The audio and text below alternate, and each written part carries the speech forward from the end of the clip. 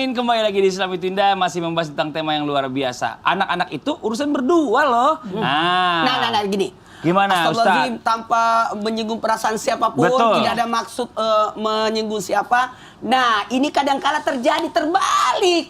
Kadangkala suaminya tinggal di rumah, Ngurusin anak-anak, justru istrinya yang pergi cari nafkah tuh. Yang bekerja. Tapi ini kan bukan termasuk kezoliman Bunda seharusnya ya. Karena kan kesepakatan seharusnya. Benar. Karena memang orang yang hidupnya gini, kalau istrinya yang kerja itu gajinya lebih besar. Kalau suaminya yang kerja, istri di rumah, ternyata suaminya gajinya lebih kecil. Nah, ini bagaimana dalam Islam nih Bunda? Baik, Kak Fadli, mohon izin Ustaz Maulana, Ustaz Syam. Bismillahirrahmanirrahim. Allahumma sholli ala Sayyidina Muhammad wa ala ali Sayyidina Muhammad. Jamaah Islam Itu Indah yang dirahmati Allah Subhanahu wa taala, di dalam keluarga sebelum kita menikah kita sudah tahu dulu dong, mengenal siapa sosok pasangan kita yang insya Allah akan menjadi pendamping hidup kita. Ketika kita sudah membicarakan masalah nanti ke depan dalam rumah tangga, posisi-posisi kita, kewajiban suami apa, kewajiban istri apa, bagaimana kita saling mendukung antara suami dan istri. Ingat ya, suami yang hebat ada istri yang mendukung di belakangnya, dan istri yang hebat pun ada suami yang mendukung di belakangnya. Namun terjadi nanti ujian dalam proses rumah tangga. Jangan takut, ada Allah. Kita semuanya bersama-sama melanjutkan kehidupan berdua. Karakter berbeda, background berbeda. Terkadang ketika kita sebelum menikah yang mendapatkan suaminya sudah bekerja, alhamdulillah. Amin. Atau terkadang kita juga mendapatkan suami yang belum bekerja. Jangan takut, la tahzan, innallaha ma'ana. Kita bekerja sama. Kalau ada kesepakatan, kalau kita berdiskusi, mah saya sudah bekerja, punten, sekarang terjadi PHK. Apa yang dilakukan? Di situ kita jangan saling mengandalkan. Tidak ada saling mengandalkan dalam rumah tangga. Kalau suaminya ikhlas, kalau istrinya ikhlas, jangan kita saling, saya merasa paling hebat, saya merasa paling yang memberikan ini itu, saya yang mampu. Tidak ada seperti itu. Kalau terjadi ujian ketika suami sedang mapan, kita sebagai ibu rumah tangga misalkan di rumah terus fokus ngurus anak. Namun ketika terjadi sebaliknya, apakah boleh suami yang di rumah, istri yang bekerja? Sebetulnya ar-rijalu qawwamuna 'alan nisa. Suami itu sebagai pemimpin.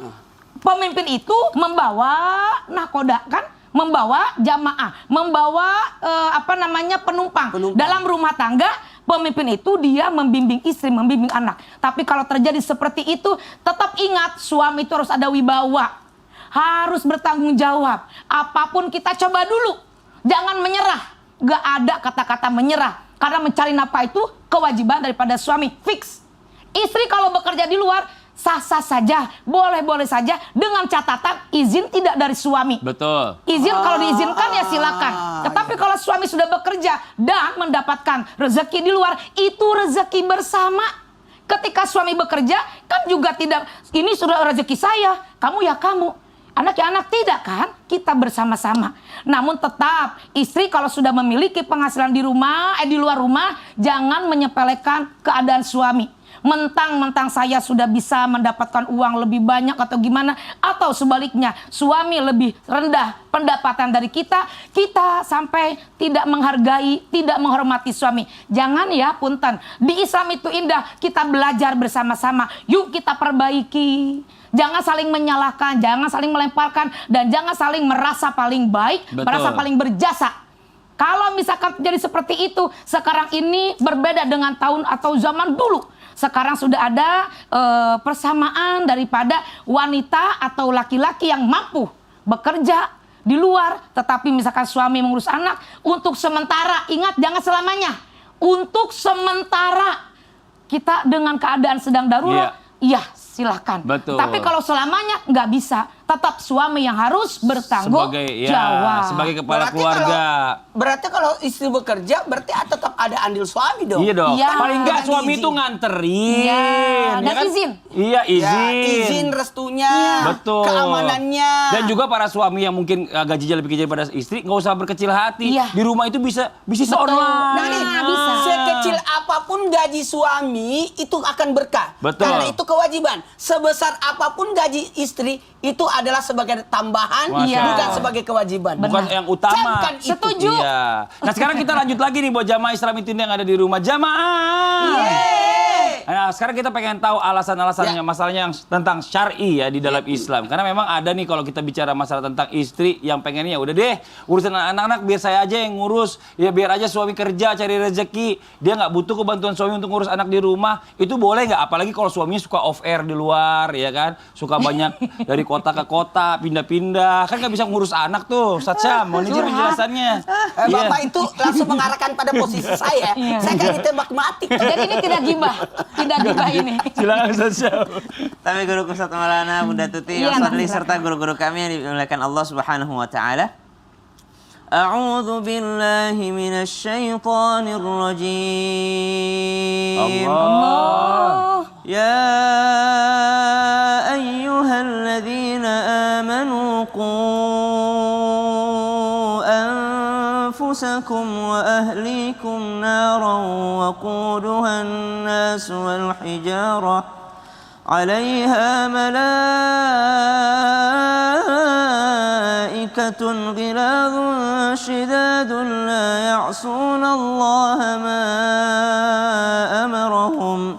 Allah Subhanahu wa taala berfirman di dalam Al-Qur'an mengingatkan kita semua yang berikrar, yang mengaku beriman kepada Allah Subhanahu wa taala, sebuah ungkapan yang luar biasa kewajiban bagi laki-laki pemimpin rumah tangga agar ku anfusakum, agar menjaga diri mereka, wa ahlikum, dan juga keluarga.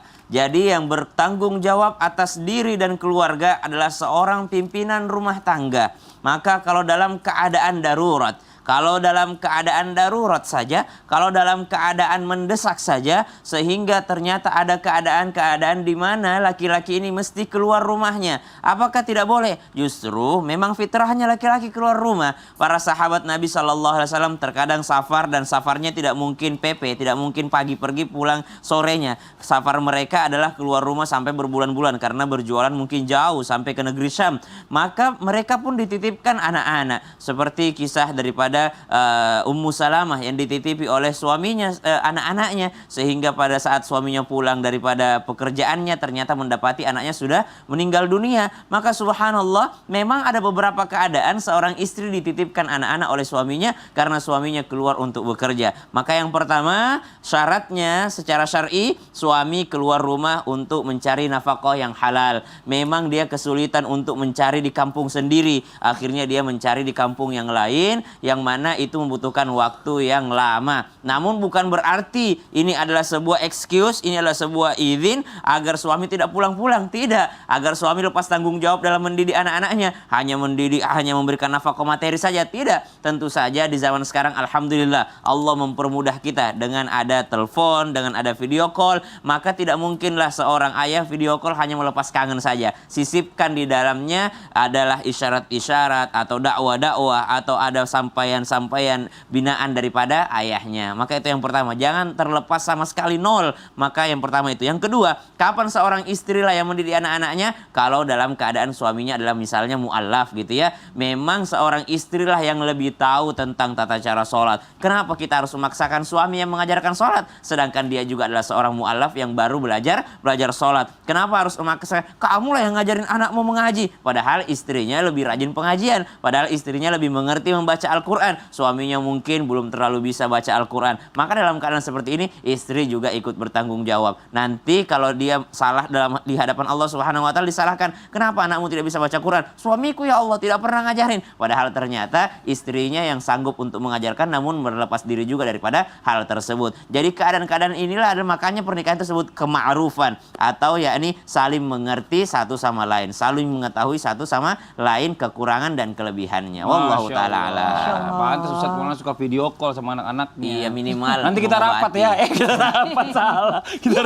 Itu aku selalu rapat. Karena aku menghargai pendapat anak-anakku. Iya. Terima kasih banyak. Nah sekarang kita lanjut lagi buat jamaah Islam itu yang ada di rumah ya. Kita akan melihat kembali sebuah video tayangan nih tentang seorang istri yang merekam kedekatan suami dengan anak-anaknya. Ini di tayangannya nih. Itu semua Itu anak-anak saya dari kayaknya kecil. bulan Ramadan itu. Iya, itu bulan Ramadan. Jadi saya membiasakan anak-anak itu harus sahur, harus puasa. Jadi pada saat dia udah mulai 6 tahun itu, Tapi harus saya itu belajar tapi puasa. saya itu meliriknya ke sisi loh. Iya. Dia lagi tahajud. Dia lagi sholat tahajud. Oh my Iya. God. Hebat. Jadi semuanya sholat tahajud, semuanya wajib di rumah. Apalagi kalau lagi bulan puasa, lebih banyak ibadah-ibadah sunnah gitu. Jadi Masya Allah ya. Istimewa ya, Bicara bulan masalah tentang quality time nih, kadang-kadang kita nih, aduh ya, sama anak-anak ini serba salah gitu. Kadang-kadang anak-anak ini kan kalau quality time nih sama bapaknya, senangnya main doang. Udah pas giliran yang lain udah mama aja deh, ya giliran belajar mama aja deh, jangan sama papa. Papa galak. Kok kita sama ya? Iya. Anak-anak saya lebih bagus belajar sama yang lain daripada saya. Ustaz Maulana mau izin penjelasannya. Kenapa begitu anak-anak? Sudah bapaknya kasih uang juga mau cari kerja.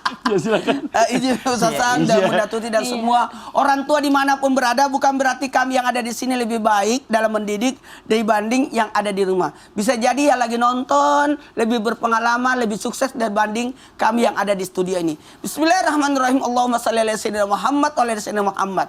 Kita berbicara sesuatu yang dalam artian tidak keseluruhan, tapi ada orang yang dalam hal ini berada pada posisi yang sulit untuk mengerjakan pekerjaan yang sama bersama dengan pasangannya. Karena bisa jadi, maaf, saya langsung ambil contoh orang yang berpisah rumah tangganya. Yang notabene-nya yang mengurus anak ini terjadi hanya pada sisi ibu saja karena suami lagi mohon maaf sudah berpisah dengan keluarganya. Makasih banyak tadi Bunda yang luar biasa menjelaskan bagaimana tanggung jawab anak itu ketika anak itu sudah berpisah dengan orang tuanya, dalam artian sudah bercerai, maka tetap tanggung jawab dalam hal ini ayah tetap bertanggung jawab.